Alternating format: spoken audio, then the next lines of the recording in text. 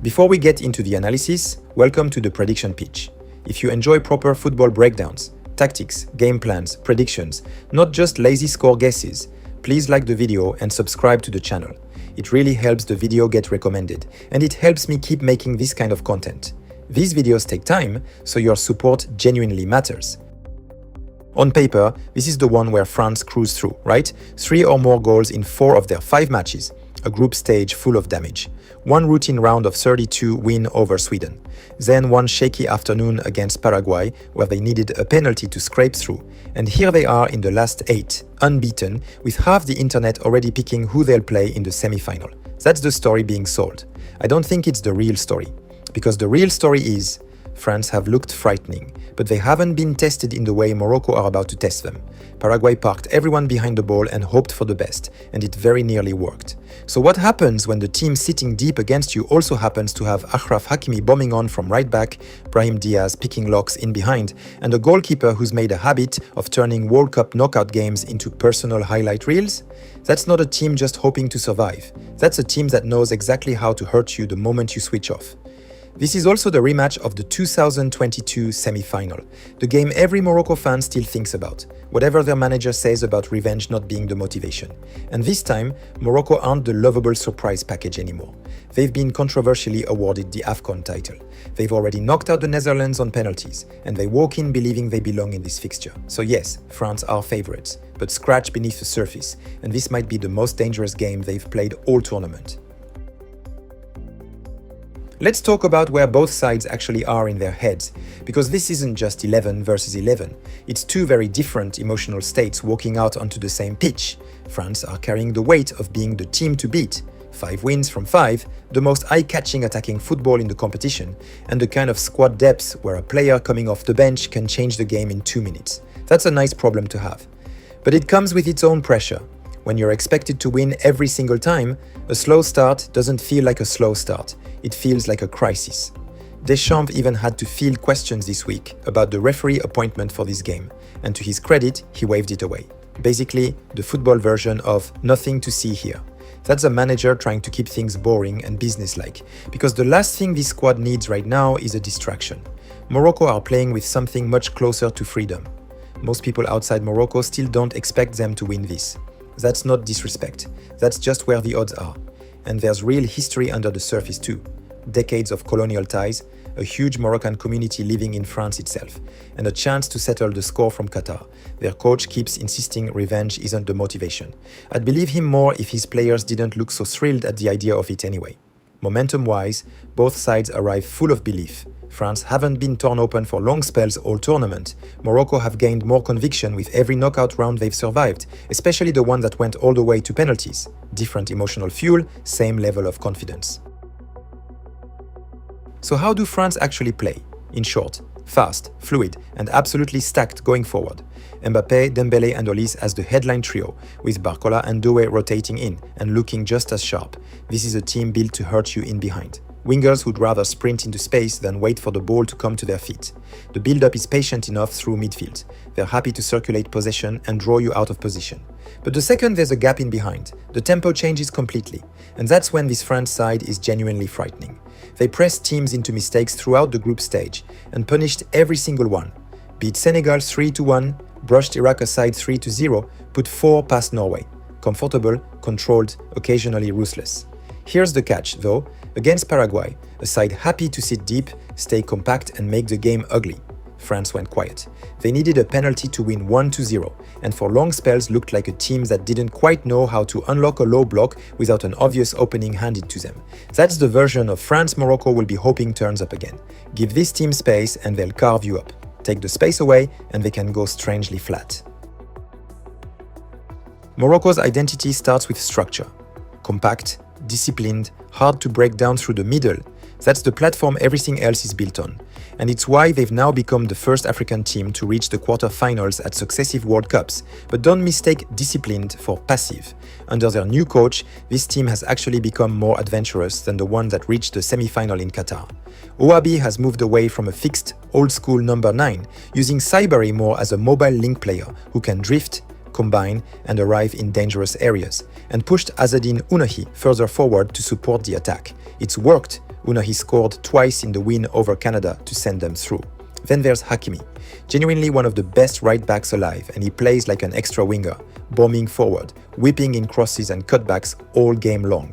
Add Brahim Díaz for individual moments of quality, and Bounou behind them all, a goalkeeper who seems to specifically save his best performances for World Cups. The mentality is proven too. They went behind against the Netherlands, needed a dramatic late header just to force extra time, and still found a way through on penalties. That's not a team that panics. The one genuine problem is Saibari. He's out with a hamstring injury, and that matters, because Morocco lose their most inventive forward runner. If Wabi can't find someone to perform that link-up role properly, Morocco's attacking shape has to be rethought on the fly. Here's the actual chess match. France wants space, speed, and defenders isolated one-on-one. Morocco won the game slow, compact, and frustrating, picking their spots through Hakimi and Ounahi rather than trying to dominate for 90 minutes. Chaos versus control, basically. France thrive in it, Morocco try to strangle it out of the game. But there's one specific weak point worth flagging, and it's not a guess, it's just geometry. Hakimi plays so high and so wide that it leaves a gap in behind him on Morocco's right, which is France's left. That's exactly the kind of space Mbappe and Barcola are built to sprint into.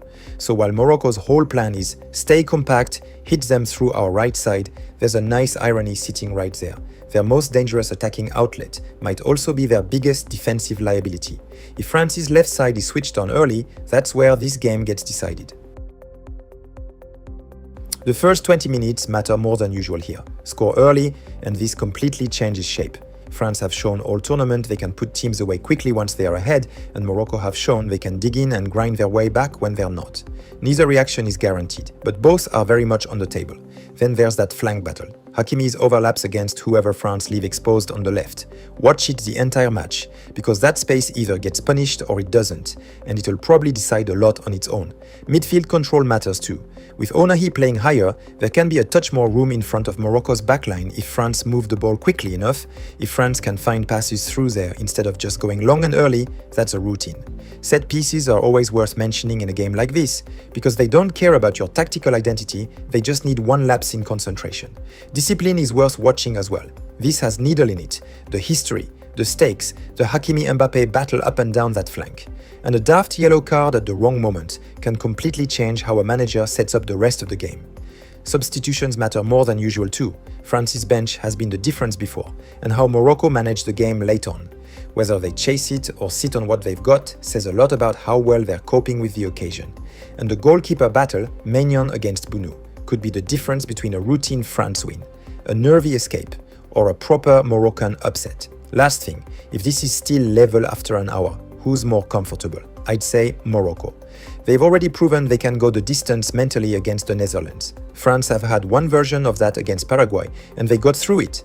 But doing it against Morocco, with Bounou, Hakimi, Díaz, Ounahi, and that penalty shootout confidence, is a different kind of pressure. Start fast. Don't give Morocco the luxury of settling into a goalless game, because the longer this stays at 0-0, the more the pressure quietly shifts onto France. Attack the space in behind Hakimi early and often.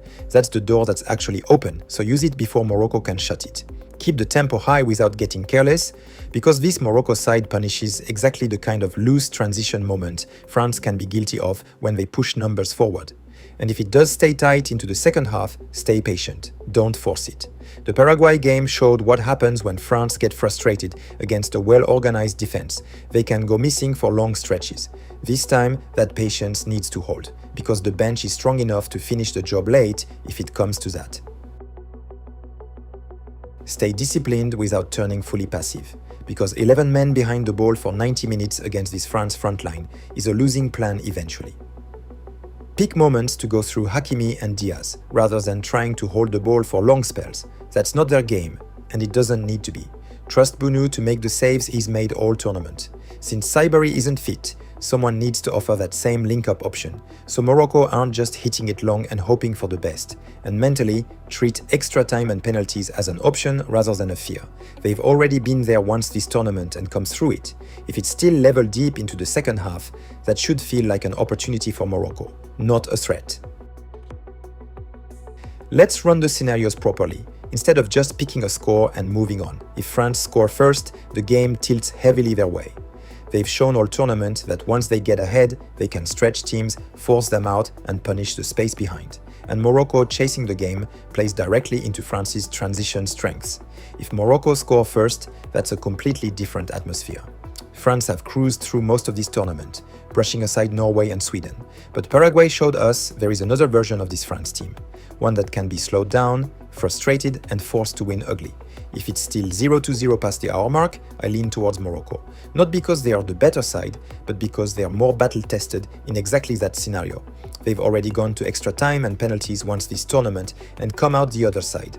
There's real upset potential here, and I wouldn't be shocked if this one goes beyond 90 minutes. But my honest prediction, weighing all of it up, France have too much individual quality up top for Morocco to keep them out for the full 90, even with how well organized they are defensively. I'll go 2-1 to France, a nervy one. Morocco make it uncomfortable and get a goal of their own through Hakimi or Díaz, but France's front three eventually find the door left open down that left side. Favorites, deservedly so. But if you're expecting a stroll, I think you're going to be disappointed. This has banana skin written all over it, and Morocco know exactly how to make favorites sweat.